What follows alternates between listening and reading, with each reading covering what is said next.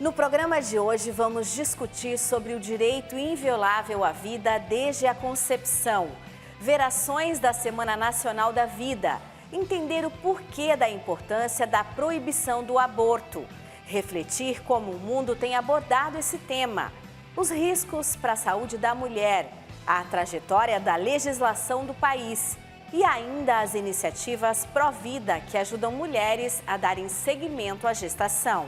O repórter Canção Nova está no ar.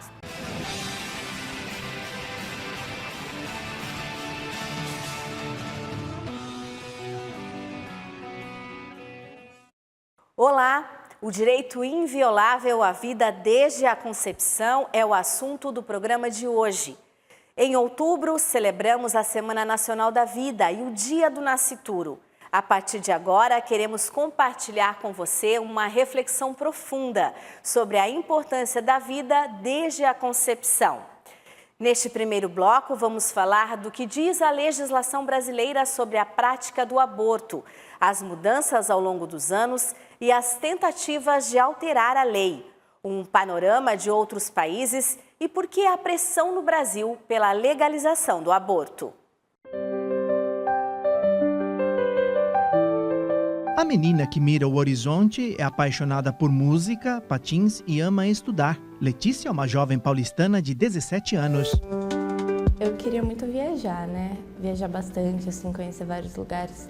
Mas eu acho que hoje eu tenho um sonho, não para agora, claro, mas de casar e ter uma família. E viajar, né, com eles. Qual o dos futuros avós? Além de construir uma família, sonha em ser engenheira química. Porque dá mais opções, assim, eu gosto bastante de química, então para não fazer só química e só ter uma possibilidade de dar aula, essas coisas, engenharia química pode me abrir possibilidade de trabalhar na indústria, mais opções. Então, como que a Letícia se imagina daqui a uns anos? No laboratório. Laboratório, fazendo um monte de experimentos. É isso, que é o que eu gosto. Letícia é uma menina brava, tem hora que ela se irrita, é difícil, mas é uma menina ao mesmo tempo muito doce, muito amiga, inteligente. Ela é uma menina fora da curva, assim, não me dá trabalho. A vida dessa menina fora da curva e cheia de sonhos esteve no centro de uma decisão difícil de seus pais ainda na gestação. Casados, Elaine e Mauro tinham o Lucas em 2006 e aguardavam um segundo filho. Com 13 semanas de gravidez, ao realizar o ultrassom morfológico, exame que avalia tamanho e órgãos do bebê, constatou-se uma alteração genética chamada trissomia do cromossomo 21, mais conhecida como síndrome de Down. Nós não sabíamos o que era. Sempre a gente pensa que o bebê vai ser perfeito. Eu tomei um susto, né? Porque você não espera. Inclusive no dia, eu lembro bem, ela estava deitada na maca, a tela do meu lado, a doutora lá fazendo, e eu aqui, todo alegre, pulando, dando risada, vendo o bebê inteiro, né? Você vê o bebê na tela, tudo, fazendo uma festa, ela estava todo feliz, né? E a doutora ficou assim, séria na hora. Sabe aquele gelo, tudo, tipo, que não cabia aquela alegria ali. Eu fiquei estranho, olhei, ela falou, tem alguma coisa aqui, só pode ir, né? Tipo, para eu parar com aquela euforia, porque ela tinha que analisar melhor que não estava de acordo. Ali deu um baque. Aí eu falei, nossa, o que está acontecendo? Aí eu fui até para o lado, ali eu fiquei mudo. Para certificar-se dessa alteração genética, Elaine teria de fazer uma biópsia da placenta, exame invasivo com alguns riscos, entre eles 1 a 2% de perigo de abortamento. De perder o bebê, né, de aborto. E naquele momento a gente decidiu por não fazer esse exame, porque a gente também entendeu que não importava, assim, se tivesse síndrome de Down ou não, né, era o nosso filho e isso não ia mudar. Depois, tem um exame que faz para ver, então, mas tem risco de vida. Eu falei, não, ela também. Falei, não vamos fazer isso não. Letícia nasceu em dezembro de 2006 com quase 4 quilos, mas com uma anomalia no crânio chamada trigonocefalia. Essa má formação pode causar danos no cérebro e deixar sequelas para sempre.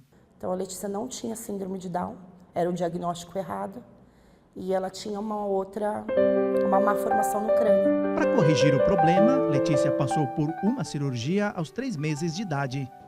Esse tamanhozinho. Aí, eles todos felizes, ainda bem, lá no centro. Aquela touca toda colorida, cheia, tudo. Foi aquela aura assim, foi diferente. Não foi aquela coisa gelada. Aí eu saí com ela e fomos à capela de lá do hospital. E pedimos, aí entregamos para Deus. 12 horas no centro cirúrgico e tudo ocorreu bem. O xodó da família venceu, a vida venceu. Aí a gente colocava o chapéuzinho, tirava foto. Ela tem várias fotos aí. O chapéuzinho foi. Falei, olha. Aí passou tudo isso e acabou. Mas o baque é grande. Mas valeu a pena, né? Por que vale a pena? Porque é a prova viva. Filha, inteligente, bonita. Não dá trabalho. Não, entendeu? É bênção de Deus. Se é bênção de Deus, então por que a vida muitas vezes é ameaçada ainda no ventre da mãe? Cerca de 80 países permitem um aborto em diferentes idades gestacionais, a maior parte até 12 semanas de gravidez. No Brasil, a legislação sobre o aborto é de 1940. Em quais situações o aborto não é penalizado no Brasil? O aborto, de acordo com o nosso Código Penal, ele é um crime, tanto para a mulher que pratica o aborto, como para o médico que realiza o aborto. Isso de acordo com os artigos 124, 125 e também 126 do Código Penal. O aborto, na conformidade do mesmo Código Penal, ele é permitido em 2 hipóteses. Quando está em risco a vida da mãe na gestação, entre a vida da mãe e a vida do bebê, ou do embrião ou do feto, se dá preferência à vida da mãe. E na hipótese de estupro. Então, estas são as 2 únicas hipóteses legais em que o aborto é permitido: risco de vida para a gestante e estupro. Em 2012, o Supremo Tribunal Federal autorizou a interrupção da gestação em casos de bebês anencéfalos. A decisão da Suprema Corte atendeu a uma ação movida pela Confederação Nacional dos Trabalhadores em Saúde. As penas para quem provocar o aborto em casos não previstos na legislação vão de 1 a 10 anos de prisão. Mas o arcabouço legal brasileiro busca proteger a vida desde a concepção. No nosso código, o nascituro tem direitos, no nosso Código Civil. Não tem a personalidade jurídica, eu ainda não registrei aquela criança. Mas se eu partir desse conceito justo-filosófico, ele tem o primeiro direito, que é nascer. Né? Se eu não tiver o primeiro direito humano, eu não tenho mais nenhum direito. Então, alguém, como ele ainda é dependente, tem que garantir para ele aquele direito. Mas ele já é um sujeito de direitos, por ser pessoa, por ter a dignidade de uma pessoa humana. A Constituição Federal, no artigo 5º, estabelece todos os direitos fundamentais que são invioláveis. E entre esses direitos fundamentais estabelece a vida como o primeiro direito fundamental, sem fazer distinção entre a vida intrauterina, ou seja, durante a gestação, e extrauterina, ou seja, depois que a criança nasce, depois que o bebê nasce. Então, essa proteção é uma proteção importantíssima. Como o direito à vida é cláusula pétrea constitucional, que não pode ser alterada, a não ser que se derrube a atual Constituição, organizações não governamentais que buscam abrir caminhos para interromper a gestação em qualquer etapa, se utilizam de artifícios jurídicos para ampliar o acesso ao aborto no Brasil. A exemplo das chamadas ADPFs, ações de descumprimento de preceito fundamental, que tramitam na Suprema Corte Brasileira. Uma delas é a DPF 442, apresentada ainda em 2017 pelo Partido Socialismo e Liberdade, o PSOL, que pede a descriminalização do aborto até a 12ª semana de gestação. Então a igreja vê com preocupação essas leis também porque elas acabam prejudicando a própria sociedade, né? Você imagine, nós estamos vivendo num momento em que a população mundial está em decadência, as mulheres têm cada vez menos filhos. Isso é um prejuízo até do ponto de vista econômico e social para o país, né? E essas leis permissivas, elas estão contribuindo para isso. A igreja não defende a vida por uma questão religiosa, né? A igreja defende a vida por uma questão científica e jurídica, como você falou no começo, né? Não é que nós estamos, às vezes a pessoa diz assim, a igreja está impondo os seus conceitos religiosos às outras pessoas, né? Não, isso não é uma questão religiosa, é uma questão de direitos humanos, né? Em janeiro deste ano, o Brasil deixou a Declaração do Consenso de Genebra sobre saúde da mulher e fortalecimento da família. 36 países que aderiram a esse acordo se comprometeram em fomentar políticas anti-aborto. Nosso país também revogou a Portaria 2561 de 2020, que orientava profissionais da saúde a comunicar à autoridade policial em casos de abortos previstos em lei realizados pelo SUS. Sempre que houver a notícia de um estupro, o estupro ele deve ser comunicado à autoridade policial, aos órgãos de persecução legal, para que o estuprador seja punido. Outro ponto de atenção é que em 2022, a Organização Mundial da Saúde redefiniu o entendimento sobre aborto induzido, independente da idade gestacional.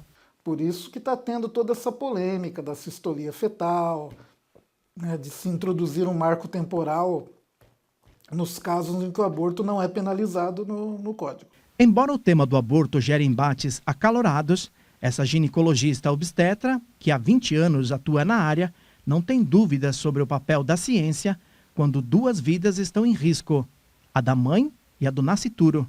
Para que a mulher se submeta a um aborto provocado. Não importa o argumento, a justificativa. Não existe justificativa para se fazer um aborto que vá contribuir para a saúde daquela mulher.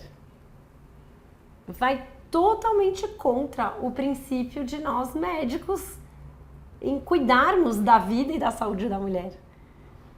Então, assim, eu não tenho justificativa. Não, né? Nós temos as condições aqui que até a nossa lei permite para que o aborto seja feito, né? Se a mulher corre risco de vida, se foi fruto de um abuso sexual, a mulher teria o direito, né, a escolher em não prosseguir com aquela vida.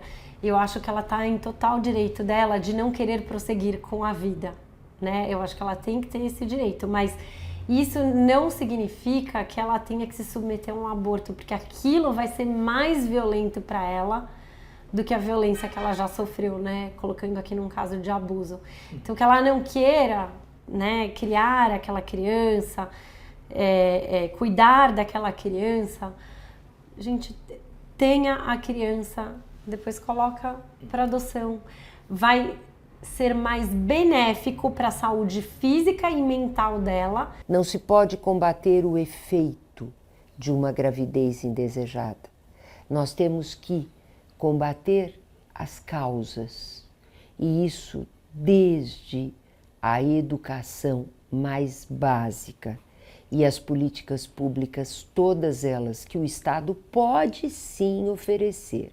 Indiscutivelmente pode, não só pode, como deve oferecer, inclusive em razão da Constituição Federal. Depois da vinda da Letícia, a família Cancian, do início do bloco, foi agraciada com o nascimento do Davi, sem nenhuma intercorrência. e todos querem propagar seu testemunho como defensores da vida, do início ao fim.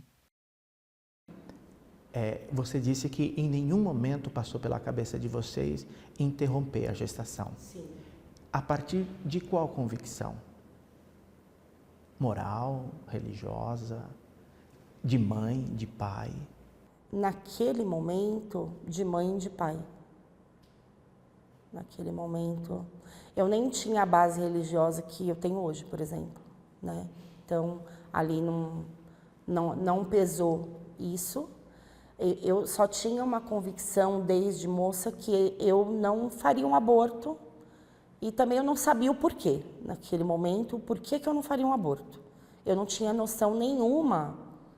Independente do que acontecer, eu quero ser uma pessoa que é aberta à vida, assim, de certa forma, porque vendo o que meus pais fizeram, né, de me aceitar mesmo eu podendo não ser o que eles esperavam ou o que todo pai espera, né? Se isso acontecer também com os meus filhos, eu quero fazer a mesma coisa que eles fizeram. Eu não sei, da mesma forma que eles não conseguem imaginar como seria se eu não estivesse aqui, eu também não consigo imaginar eu sem eles ou eles sem mim. É muito inexplicável.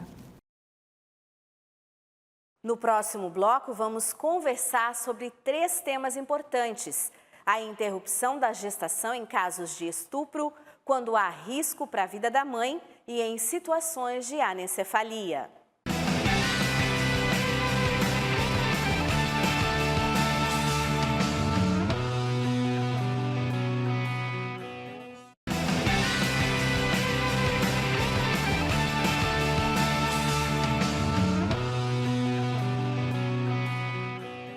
Estamos de volta trazendo a você um conteúdo especial em valorização da vida. Vale lembrar que em outubro, aqui no Brasil, celebramos a Semana Nacional da Vida e o Dia do Nascituro. Agora vamos abordar 3 pontos importantes: a interrupção da gestação em casos de estupro, quando há risco para a vida da mãe e em situações de anencefalia. Em cada um desses casos, conheceremos histórias de mães que decidiram seguir com a gestação e tiveram seus filhos. No ventre dessas mulheres, um novo ser está em desenvolvimento. Mas afinal, quando começa a vida humana? E a gente tem que ficar repetindo o que é óbvio, né? Quando a gente tem um óvulo, que é meia célula, são 23 cromossomos, que é fecundado por um espermatozoide, que é outra meia célula com 23 cromossomos. E essa fusão, a gente tem uma célula com 46 cromossomos, ali nós temos o início da vida. Ali já existe um material genético que é único, que não se repete, e essa fecundação já dá um start por si só num processo de desenvolvimento da vida, que acontece sozinho. Dentro da filosofia do direito, a vida começa na concepção, né? E muitos códigos e os próprios tratados internacionais defendem, o Pacto de Costa Rica, por exemplo, define que se defende a vida desde a concepção, porque ali nós temos um ser individual já, com todas essas características de ser humano. Porque tanto a fé como o mundo e o homem são criados por Deus, né? Então a Igreja defende que a vida humana começa no momento da concepção, no momento que há o encontro do gameta masculino com o óvulo da mulher, se instaura um novo ser, né? Por que a Igreja defende a vida desde a concepção? Porque a Igreja entende que o ser humano é formado de corpo e alma, né? E a alma é infundida exatamente nesse momento. No momento da concepção, é algo, inclusive, sagrado, é um mistério, né? Um mistério que desafia a ciência, o direito, a antropologia e as religiões. O início da vida e a viabilidade fetal são conceitos bioéticos colocados em debate toda vez que se tenta avançar com a agenda pró-aborto. Em nosso país, só se permite interromper a gestação quando há risco de morte para a mulher, em casos de estupro e de anencefalia. Mas muitas histórias vão na contramão do que é permitido por lei. Casada, Beatriz é mãe do Caio, de 13 anos, e do Bernardo, de 6 meses. Na primeira gestação, uma surpresa nada agradável. Foi uma gestação de risco, né? Meu filho nasceu prematuro, 6 meses, pesando 715 gramas. A gente não sabia, né, que tinha um risco aí na gravidez. E de repente ele nasceu extremamente prematuro. E aí com os riscos, né? A gente achava que era só para ganhar peso, que ele ia ficar no hospital, mas teve várias intercorrências, vários procedimentos que ele teve que fazer, onde ele teve uma sequela neurológica, né? Ficou com paralisia cerebral e faz os acompanhamentos até hoje. O problema que a Beatriz tem chama-se incompetência isthmus cervical, quando o colo uterino não suporta o peso do bebê, podendo causar abortos tardios e partos prematuros. A orientação médica é repouso absoluto até o parto. Caio fez 4 cirurgias, uma delas para reconstruir o intestino. E aí na segunda cirurgia, o médico fez um procedimento e falou, agora é na mão de Deus. Se não funcionar o intestino, infelizmente ele vai morrer.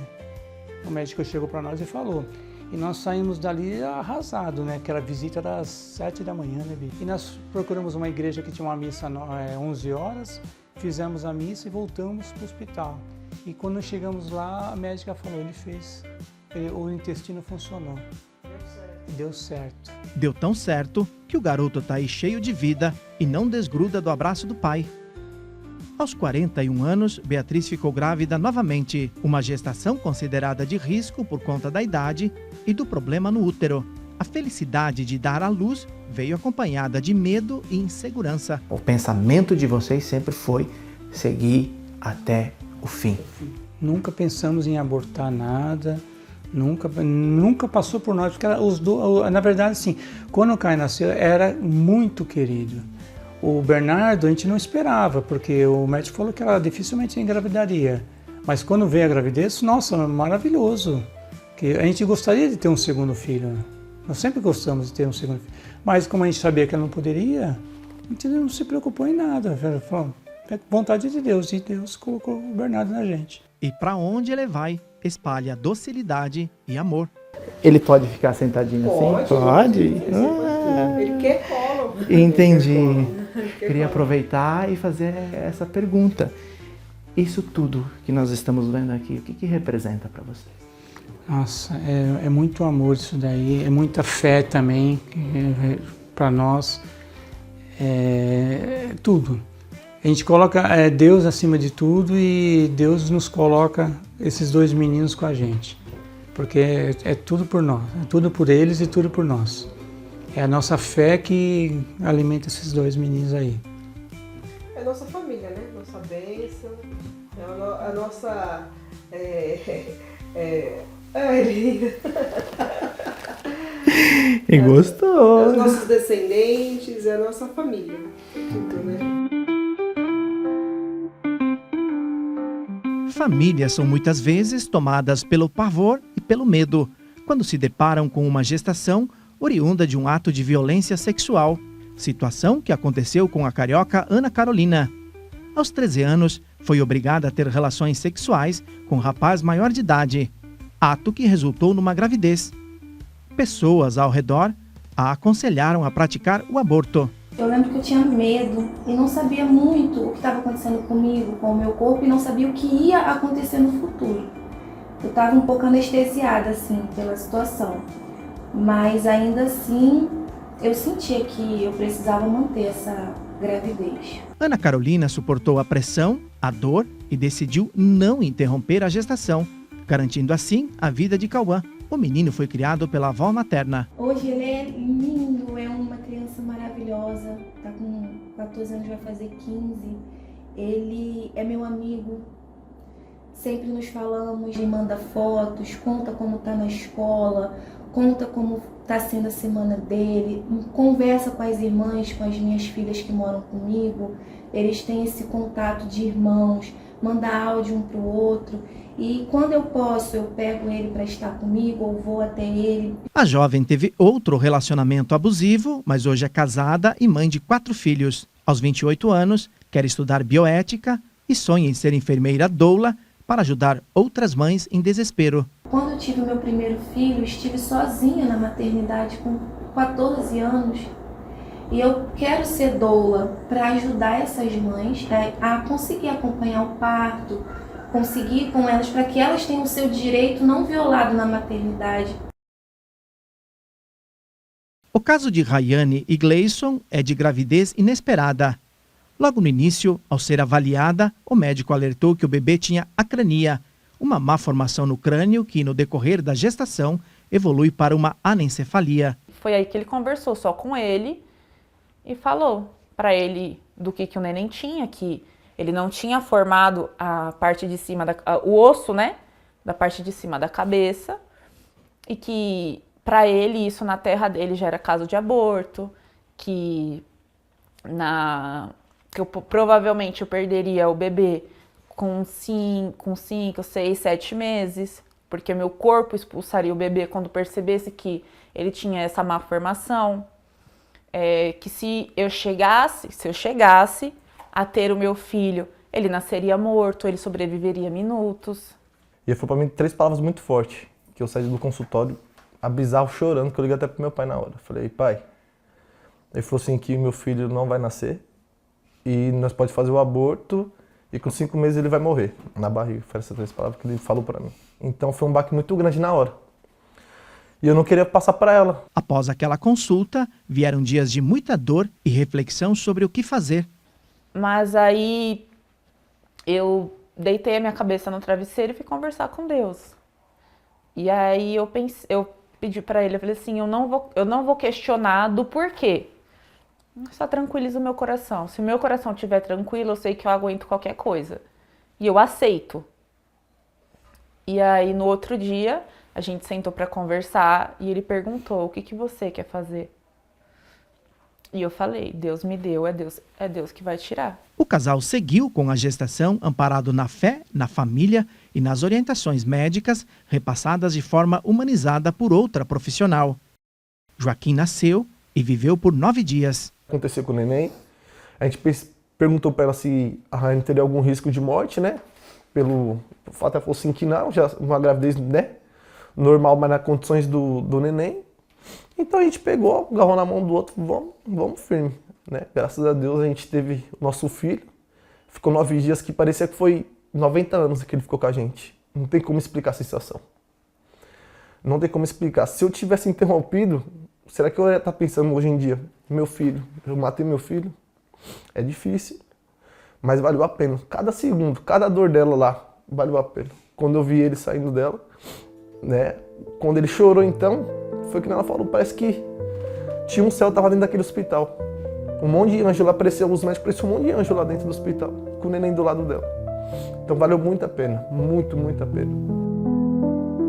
De acordo com especialistas em saúde feminina, a decisão de levar adiante a gravidez, mesmo tendo amparo legal para interrompê-la, não só permite que um novo ser humano venha ao mundo, mas também evita uma série de consequências físicas e psicológicas à mulher. Isso porque, na fecundação, o corpo da mulher começa a se transformar para acolher uma nova vida. Quando esse processo é interrompido, o risco de desordem celular aumenta, o que potencializa a incidência de câncer de mama. Além disso, de acordo com a ginecologista e obstetra, o aborto provocado está relacionado a casos de depressão, dependência química e perda de sentido da vida. Aumentados, então, se a interrupção da gravidez acontece de forma farmacológica, com comprimido, existe um risco maior dessa mulher ter uma hemorragia, do fetinho não ser totalmente expelido, ficarem restos lá dentro e ela ter uma infecção, e aí essa infecção se passa para as tubas, ela pode ter a tuba uterina obstruída, né, porque a tuba já está ligada ali no útero, então se lá na frente ela quer engravidar, ela pode ter dificuldade para engravidar. Se essa infecção ela invade, né, a cavidade pélvica abdominal da mulher, a corrente sanguínea, ela pode ter uma infecção generalizada, uma sepse, evolui para uma morte em última instância. Então são riscos muito significativos. Se essa interrupção da gestação acontece de uma maneira cirúrgica, né, não medicamentosa, mas através de um procedimento cirúrgico, existem outros riscos para a saúde da mulher. Então, o risco de perfurar o útero e ela também ter uma hemorragia ou ter esse útero danificado para gestações futuras. Em 2017, Renata estava grávida.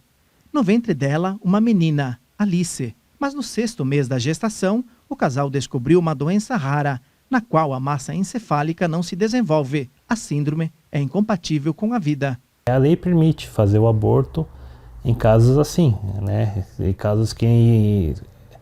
situações que sejam incompatíveis com a vida, que era o caso da nossa filha. Mas nós, mesmo pela nossa crença católica, né, em Cristo, em Deus, não permitimos isso. Decidimos continuar até o final. Renata ainda não consegue falar da situação. Roberto conta que na véspera do parto, foram à capela e receberam de um rapaz desconhecido parte de um círio pascal para acendê-lo em momentos difíceis. Alice nasceu no dia seguinte. A médica virou para mim: pai, sua filha está bem fraquinha, não vai passar de 1 hora. Eu falei: está bem. Só essa 1 hora a gente vai aproveitar demais. Meu irmão fez o batizado da minha filha, emergencial, batismo emergencial. Dessa 1 hora, ela ficou com a gente 4 horas e meia. Eu sou muito grato a Deus por ter permitido essas 4 horas e meia da minha filha. Ter permitido eu sentir minha filha nos meus braços. Porque durante essas 4 horas e meia fui o cara mais feliz desse mundo. Que tive elas nos meus braços. O casal não pode mais ter filhos biológicos, mas está de braços abertos à espera de uma oportunidade de adotar. Então, se Deus está dando para você, de qualquer forma, um filho, não tem como rejeitar. Por mais duro que seja a sua história, não tem como rejeitar. Para nós temos que defender incondicionalmente. E nós temos sustento jurídico. Eu não estou defendendo aqui uma pauta moral religiosa. Qualquer um que não tenha nenhuma crença compartilha a mesma natureza. Nós temos a mesma natureza. Nós não podemos jogar no lixo a nossa própria raça. E quando você conversa com essas mães, o testemunho que elas dão de gratidão por terem tido essa oportunidade de viverem a maternidade do lado daquela criança que foi destinado a ela cuidar, aquilo transforma a vida da mulher, né? Então, assim, a gente tem que refletir sobre essa filosofia do descartável, do utilitarismo, né? Tipo, o bebê tem uma má formação, não vai fazer nada, não vai servir para nada, mata, joga fora. Essa é a solução. Não, não é a solução. Respeite aquela vida. Né? Assim, não é a gente que dá a vida, não é a gente que tira a vida. No momento que for para aquela vida ser interrompida, ela vai ser interrompida independente de qualquer coisa que a gente faça para salvá-la. Porque no fim, né, não está nas nossas mãos. Temos a ciência ao nosso favor, mas quem tira a vida e quem dá a vida não somos nós. Quem é? Deus, né?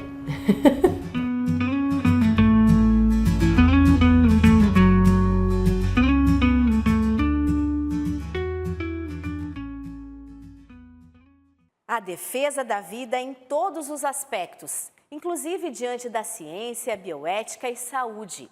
A seguir, a gente acompanha iniciativas que apoiam as mães em desespero para que não interrompam a gravidez.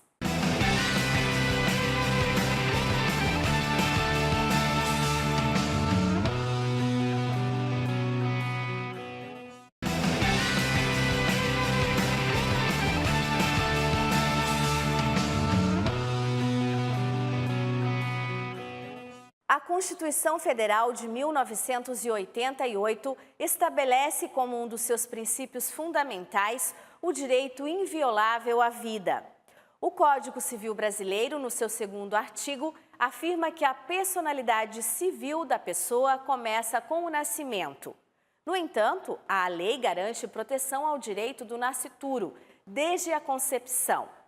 Agora, vamos destacar iniciativas da sociedade civil e da igreja, que oferecem apoio às mães em situações difíceis, para que sigam com a gestação.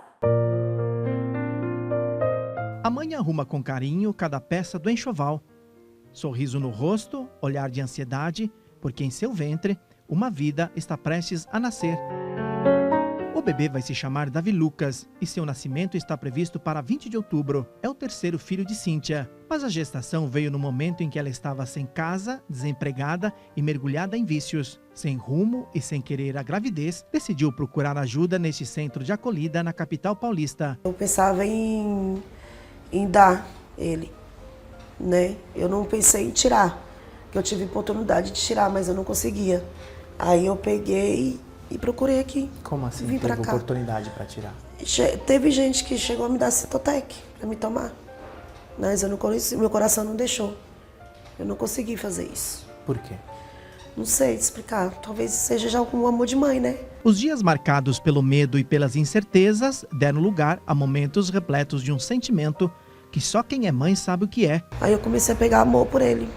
E aí eu não vou fazer isso, eu não vou dar. Eu vou criar ele. Que eu acho que Deus também colocou ele na minha vida, foi para mudar a minha vida. Então o Davi veio para promover um renascimento da Cíntia. Da minha vida. Porque hoje em dia, eu sorrio, eu tenho vontade de me arrumar, eu tô na esperança lá assim, tô ansiosa já para o nascimento dele. Esse bebê que ri o tempo todo é o Messias. Sua mãe, Ariane, também tem um histórico de relacionamentos conturbados. Mãe de 4 filhos e em situação de rua, em janeiro deste ano, procurou o centro de acolhida porque, segundo ela, não tinha saúde mental para prosseguir com a gestação. Ao 7º dia na casa, teve um sonho que mudaria a história dela e a do seu bebê. Que eu sonhei com Jesus, só que eu não via o rosto, a gente estava num lugar bem bonito, e as vestes. E ele falava assim, você não quis, você não planejou, mas eu quis, porque eu tenho um plano na sua vida e na vida dele. Aí a gente caminhava assim, aí ele passava a mão na minha barriga, dava um beijo na minha barriga e falava, ele vai se chamar Messias. Messias nasceu em março. E como é que para você, então, quando ele acorda com aquele sorrisão no rosto? Pra mim é gratificante, né? Porque pra mim, eu não era mais capaz. E aqui, eu... Desculpa. Uma com o bebê no ventre e outra com o filho nos braços. As histórias dessas duas mulheres se entrelaçam pelo dom da maternidade.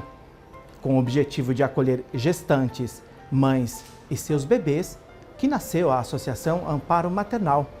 Mas esse trabalho não é de agora. A instituição tem 85 anos e, ao longo da história, cerca de 500 mil de mulheres e bebês foram amparados. O embrião da obra começou com a freira franciscana Marie Dominique e o médico obstetra Álvaro Guimarães Filho, apoiados pela Arquidiocese da capital, tocados pela realidade de mulheres grávidas, sozinhas e vulneráveis, alugaram casas para acolhimento. Depois a iniciativa foi ampliada com uma maternidade focada em partos normais. Hoje o centro de acolhida tem capacidade para atender 100 mulheres. Qual que é o perfil dessas mulheres que chegam até o amparo maternal? O perfil das nossas mulheres são mulheres em situação de vulnerabilidade, das mais diversas, né? Em situação de pobreza, violências, as mais diversas violências, violência sexual, violência doméstica, violência psicológica.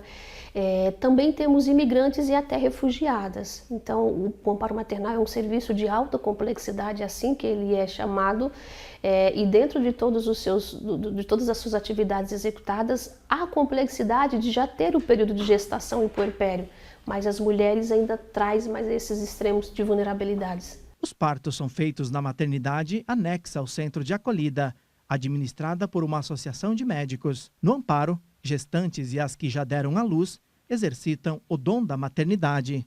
Recebem apoio psicológico e espiritual, além de participarem de oficinas de capacitação, para quando saírem daqui, serem protagonistas da própria história. Eu acho que o amparo é o gesto concreto da defesa da vida da igreja. Iniciativas assim atuam em várias partes do país, sejam desenvolvidas pela igreja ou movidas pela sociedade civil.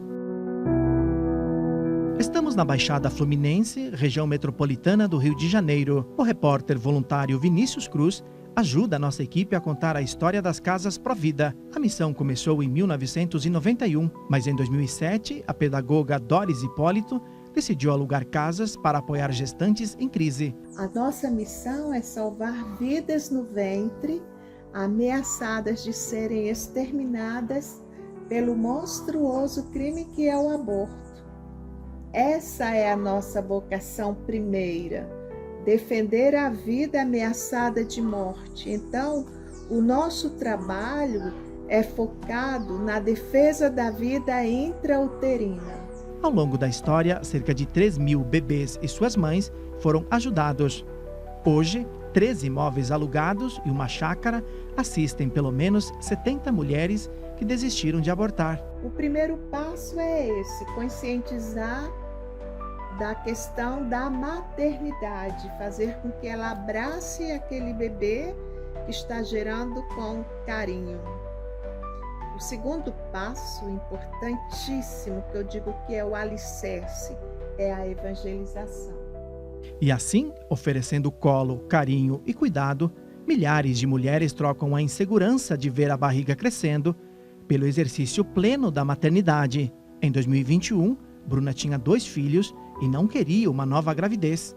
Porque eu era uma mãe solo, já com 2 crianças, eu ganhava um salário muito baixo, pagava aluguel, tinha uma situação bem precária, assim, né? E aí, quando eu vim para o Serve, meu primeiro atendimento, eu lembro que eu sentei e falei assim, dependendo do que me falarem, eu vou embora. E quando a Regina sentou de frente para mim, a assistente social, ela falou que eu já amava a minha filha a partir do momento que eu escolhi deixar ela dentro de mim. E aquilo foi um choque para mim, porque eu nunca tinha pensado que isso seria uma forma de amor. O amor que permitiu o nascimento da Júlia. O Centro de Reestruturação para a Vida, o SERVE, teve início no ano 2000. Nos últimos 3 anos, passou a funcionar neste casarão, que fica na Barra Funda, zona oeste de São Paulo. Neste local, mulheres e casais em desespero por conta de uma gestação inesperada encontram apoio e suporte para seguirem adiante com a gravidez. É um ponto de esperança em defesa de 2 vidas, a da mãe e a do bebê. Em 24 anos, foram 22.000 atendimentos. O SERVE, Centro de Reestruturação para a Vida, é uma organização não governamental que tem como missão dar assistência integral à mulher que enfrenta uma gravidez inesperada, vítima de violência, vítima de abuso, ou que tenha passado pela experiência do aborto. E nós valorizamos muito o fortalecimento, trabalhamos com fortalecimento de vínculos familiares. E o principal ponto do SERVE é o acolhimento, essa defesa da vida da mulher, da família e do bebê. Bruna ainda faz acompanhamento psicológico no SERVE. Até eu falei com a psicóloga esses dias, né? Falei, a Júlia vai fazer 3 anos. Ela falou assim, quem diria? A mulher que chegou aqui com medo de ser mãe de 3, hoje está comemorando o aniversário de 3 anos da bebê que fez você se sentir assim. Eu falei, quem diria? Nem eu esperava. Porque hoje, quando eu olho, eu falo, cara, como que eu dou conta? Nunca imaginei. E o SERVE, eu acho que não existiria a história da Bruna, mãe de 3 filhos, com a Júlia no colo, se não fosse o SERVE. Não porque Deus não seria suficiente, não por isso, mas eu creio sim que foi Deus que colocou o SERVE no meu caminho. Para que hoje eu vivesse essa experiência com tanto amor, como eu vivo com os meus filhos. Entendi. Um instrumento, né? Tatiane, mãe de 9 filhos, tem uma história parecida ao rejeitar a 9ª gestação. Com o apoio do SERVE, o pequeno Levi trouxe alegria à família numerosa. Eu falo muito que foi de Deus, que o hospital que ele nasceu, ele nasceu, foi muito rápido o parto, ele nasceu, eles me colocaram top e colocaram ele aqui. E de imediato eu já senti o coraçãozinho dele bater assim. Eu nunca esqueço esse momento meu e dele. O coraçãozinho dele bater assim. E nisso ele já veio assim, ele já se acochou em mim assim. Aí aquele momento eu desmoronei, né? Só sabia chorar, chorar. Tatiane, Bruna, Cíntia, Ariane e tantas mulheres amparadas, aconselhadas por instituições movidas por doação, pela força do voluntariado e que se colocam a serviço de proteger e promover a vida em qualquer circunstância, porque este é o nosso bem maior, uma dádiva de Deus. Nós não podemos julgar ninguém. Quem somos nós para julgar o próximo? Eu vejo essas mulheres, essas famílias mais fortalecidas, é meu sonho, e com isso impactando mais vidas e transformando mais vidas. O Provida é isso, é levar esperança de vida e salvar vidas ameaçadas. Uma leitura do Evangelho que a gente se apoia no próprio Cristo, que tenhamos vida e vida em abundância. Então o mistério da redenção é vivenciado aqui dentro, junto com a beleza da Igreja Católica. Ele não tem culpa dos nossos erros, entendeu? Ele é uma vida, ele não tem culpa. Ele não pediu, mãe, eu quero ir ao mundo. Então ele merece ser cuidado. Entendeu? Ele é um anjo. Ele precisa de mim e eu preciso dele. Tenho muito a agradecer aqui. E o amparo, ele nos amparou, como ele ampara muitas outras mães e muitas histórias.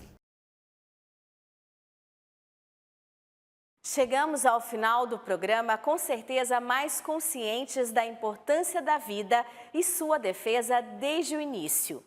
E se você deseja rever o programa ou indicar para alguém, pode acessar pelo CN Plus. Uma boa noite e ótima semana para você. Até domingo, se Deus quiser.